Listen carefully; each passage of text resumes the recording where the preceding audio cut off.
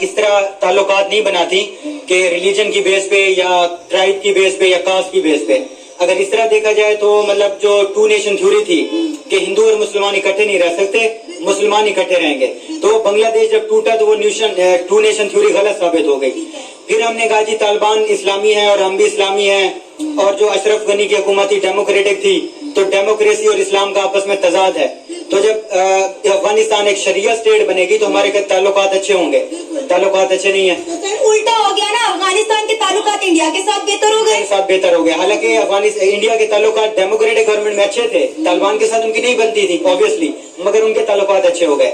तो हमें ये सबक मिलता है कि नेशंस के आपस में जो ताल्लुकात हैं वो इकोनॉमी की बेस पे बनते हैं, ट्रेड के ऊपर बनते हैं और मफाद के ऊपर बनते हैं। तो अगर इंडोनेशिया का जो मुल्क है उनके प्रेसिडेंट विजिट करने आ रहे थे, अगर वो इंडिया के इन्फ्लुएंस में आके पाकिस्तान नहीं आ रहे तो वो अपनी ट्रेड देख रहे हैं कि इंडिया एक बड़ा एलाय है, उनके आपस में ट्रेड होती है। इंडियन जो लोग हैं वो इंडोनेशिया और मलेशिया दोनों कंट्रीज में हैं, तो वो अपना पर्सनल मफाद देख रहे हैं। तो ये पाकिस्तान के साथ उन्हें अब तक कोई मुफाद नजर नहीं आया। या हम देते क्या है दुनिया को, हमारी एक्सपोर्ट्स क्या है, हम कंट्रीज को क्या कोई लोन वगैरह देते हैं, उनकी माली इमदाद करते हैं? हमारा तो कुछ नहीं है, उल्टा हम भीख मांगते हैं मिडिल ईस्ट से, चाइना से, अमेरिका से मिलिट्री एड की मदद में। तो इसलिए हमारी कोई वो पावर नहीं है।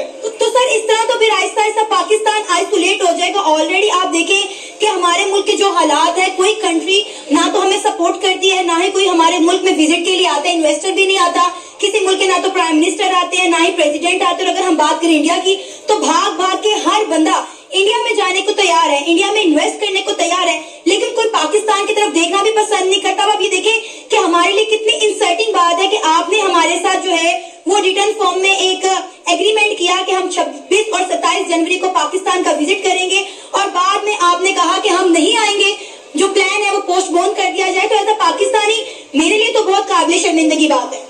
काबिल शर्मिंदगी के लिए हमारी कौम के लिए बहुत सारी चीजें हैं। जब हम बाहर जाते हैं मुल्कों में, हमारी जो चेकिंग होती है, हमसे जो कपड़े उतरवाए जाते हैं, हमारे शाहिद खान अब्बासी उनकी जो मतलब इन्वेस्टिगेशन की गई वो हमारे लिए काबिल शर्म थी। हमें यूएई ने वीजा बैन कर दिया, वो भी हमारे लिए काबिल शर्म है। हमारे प्राइम मिनिस्टर हमारी कौम के जो रिप्रेजेंटेटिव हैं कतर में, यूएई में भीख मांगने जाते हैं, वो भी हमारे लिए काबिल शर्म है। हमारी यूनान के साहिल पे कश्ती डूबी, पाकिस्तान का नौजवान यहाँ से इतना ज्यादा मायूस था कि डंकी लगाने पे मजबूर है। इसमें हम उनको तो कसूरवार, इनमें तो हम उनको कसूरवार तो नहीं गिरा सकते, इनमें तो कसूरवार हम है ना। इसका मतलब आप उनको क्यों फिर ये बोलते हो कि भाई वो हमारे पास नहीं आ रहे, इसका मतलब फिर आप गलत हो। आप फिर अपने आप को ठीक करो, अपना कैपिटलिस्ट बढ़ाओ, अपने आप को इस मकाम पे लेके आओ कि आप उनको बुला सको।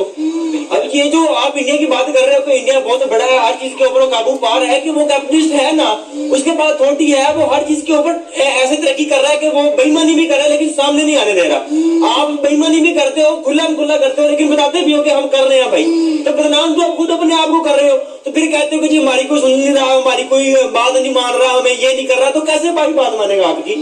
आप अपने आप को वैसे ही तो प्रूफ करो।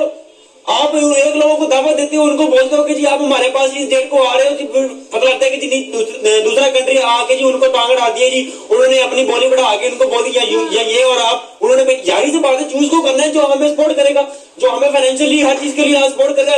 रिलीजन तो सिर्फ एक बहाना है कि जी आप उनको रिलीजन के बेस के ऊपर ये कह रहे हो कि जी हमारे तल्लुकात अच्छे हो। तल्लुकात ऐसे नहीं अच्छे होते, तल्लुकात के लिए आपको कुछ दिखाना पड़ता है, कुछ करना पड़ता है, कुछ प्रूव करना पड़ता है।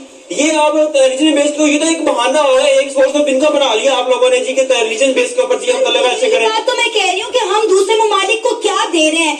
देखिए कोई भी कंट्री किसी मुल्क में तब जाता है जिसको पता चलता है कि हमारा यहाँ पे कुछ बन सकता है, हमारी कोई डील साइन हो सकती है। अब आप देखें कि जब से इंडिया के प्राइम मिनिस्टर नरेंद्र मोदी की गवर्नमेंट आई है, उनके पहले 2 टर्न देख ले, उनका तीसरा देख ले, वो आए दिन किसी ना किसी मुल्क के विजिट पर रहते हैं। क्यों? क्योंकि वो वहाँ पे बगैर किसी वजह के नहीं जाते, वो जहाँ जाते हैं वहाँ पे एक एम लेकर जाते हैं, वहाँ देखिए डील साइन करके आते हैं और बड़े से बड़ा इन्वेस्टर अपने मुल्क में खींच कर लेकर आते हैं। बिल्कुल ऐसा है। तो ऑब्वियसली उनकी मतलब आबादी ज्यादा है, उनकी परचेजिंग पावर ज्यादा है, ठीक है, कंजम्पशन ज्यादा है वहाँ पे, तो दुनिया से वो अगर तेल बरामद करते हैं तो बहुत ज्यादा क्वांटिटी में करते हैं, ठीक है। और दूसरा उनके जो लोग हैं काफी सारे कंट्रीज में उनकी एक सॉफ्ट पावर है, ठीक है, हमारी डिमांड है, उनकी डिमांड है, उनकी डिमांड है। मेन मुद्दा सिर्फ यहाँ पर खत्म होता है, उनकी डिमांड है, हमारी डिमांड नहीं है। हमारा आप देख लो हमारे वैल्यू क्या है पाकिस्तानी की रुपीज की, बताओ है, उनका भी 3 रुपए 4 रुपए मेरा ख्याल है, तो भाई किस बेस पे आप उनको बुला रहे हो? आप 1 रुपया दोगे वो 4 देंगे, कौन जाएगा उनके पास? فرق ہے نا بھائی, بہت فرق ہے ان چیزوں کے اندر.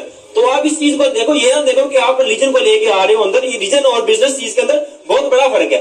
بزنس کرنے کے لیے آپ ریلیجن کو ایک سائڈ پہ رکھو گے, ٹھیک ہے نا. وہ ہمارے تو نبی نے بھی فرمایا کہ بزنس آپ نے ہر بندے کے ساتھ کرنا ہے, ٹھیک ہے نا, جو مرضی ہو وہ. اور آپ اسی کو سائڈ پہ کر دیں, آپ اپنی ڈیمانڈ بڑھائیں, اپنے آپ کو اوپر لے کے آئیں, کیپٹلسٹ بنے. یہ نہ بنے کہ لوگوں کے نیچے کام کریں, شیئر ہولڈر نہ بنے, اوپر چلے, اونر بنے اس چیز کے. سر ہماری